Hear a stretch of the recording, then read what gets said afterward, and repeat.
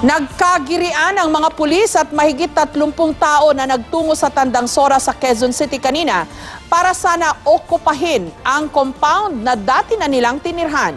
May mga streamer ng grupong Kadamay na namataan sa lugar, kaya iniimbestigahan na ng mga otoridad kung may kinalaman ng grupo sa insidente. Live mula sa Quezon City, may exclusive report si Marisol Abduraman. Marisol?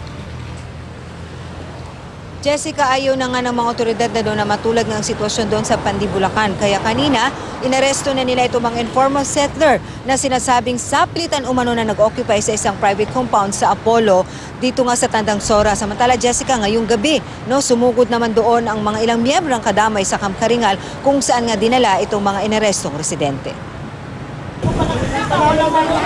Nang huli ang mga pulis ng mga residente sa Apollo Street, Tandang Sora, Quezon City, pinusasan ang mga lalaki. Ang batang ito, mahigpit ang yakap sa amang inaaresto.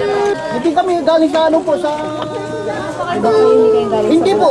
Ang iba, nagtakbuhan at pumasok sa isang compound, pero pinasok ng mga pulis. Ay, saan naman kami pupunta? Wala naman pag kami mapupunta, wala kaming lubak. Inaresto sila dahil sa pilitan daw pinasok at inupo pa ang isang private compound dito. 30 years na kami dyan. Pinersa kami palabasin. Nagkubo-kubo po kami rito dahil wala kami pupuntahan po dahil i-demolish naman daw kami ng MNDA. Kaya bumalik po kami dyan sa aming tinitirhan, sa aming bahay. June 2016 lang nang unang indemolish ang lugar na ito. Pero kahapon lang, bumalik ang mga dati nang nakatira rito at sa pilitang inukupang muli ang lugar na ito.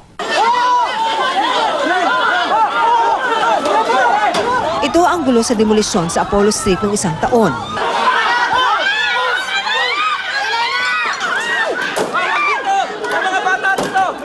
Ilang residente ang nasaktan noon, kabilang ang isang buntis. May lumipat na bato, tamang-tama, tinamaan siya. Katabi ko po siya, sir. Maliban sa iligal ang pagpapatayo ng mga estruktura, naghahabol na rin noon ang tunay na may-ari ng lupa.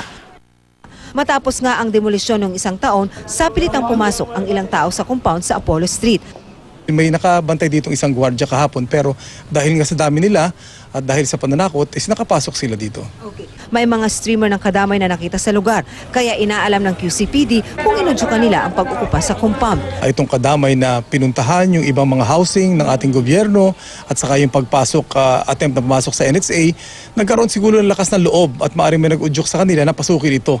Nakausap ng GMA News ang ilang nakatira sa lugar pero hindi na sila humarap sa kamera sa takot na balikan ng mga napaalis na residente. Sabi nila, bukod sa abala, mapanganib na rin daw ang mga nasabing illegal settler.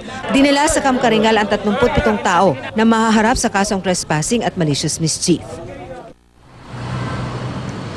Jessica, may mga kasama doon na naaresto kanina ng mga minors at ayon dito sa QCPD, ito raw ay ito-turn over nila sa DSWD. Muli kanilang nilinaw na hindi naman daw ito anti-poor pero talagang kailangan daw silang paalisin doon dahil yun nga, legal daw ang kanilang pag-occupy doon at ayaw na nga rin nilang matulad ang sitwasyon doon sa Pandibulacan kung saan nagiging pahirapan ang sitwasyon doon, Jessica. Samantala, gaya nga ng ating nabanggit kanina, nagkaroon ng kumusyon kanina doon sa Camp Karingal dahil sumugod doon ang ilang miyembro ng Kadamay at talagang ginigit nila na illegal nga ang pag-aresto dito sa mga nasabing residente.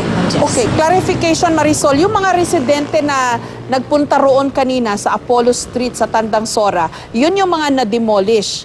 Hindi sila mga miyembro ng Kadamay. Itong Kadamay, sumakay na lang o nagbigay ng suporta dito sa mga residente ngayong gabi. Tama ba yun? Nung hinuli yung ilan sa kanila, dito na pumasok sa eksena yung Kadamay. That's right, Ma'am Jess. Itong mga hinuli kanina, itong mga inimbita doon sa QCPD sa Camp Karingal, ito yung mga dati nang nakatira doon pero na-evict sila doon, napaalis na sila nung magsagawa ng demolition noong June 2016. And according to them, matagal na panahon na raw sila, 3 decades na raw silang nakatira doon pero yun nga, napaalis sila doon dahil sa demolition. At I'm sorry to use the term pero yun nga, parang mukhang naudyukan lamang daw ito ng mga Kadamay dahil ayon sa kanila, hindi naman daw sila miyembro ng Kadamay. Dahil nga doon sa pangyayari sa Pandibulacan, mukhang nauuso raw itong nangyayari ngayon. Kaya ito yung gustong agapan ngayon ng QCPD dahil baka nga mag-invite pa raw ito ng mga miyembro ng Kadamay na magpunta at i-occupy na rin yung nasabing compound, Jessica. Maraming salamat sa iyo, Marisol Abduraman.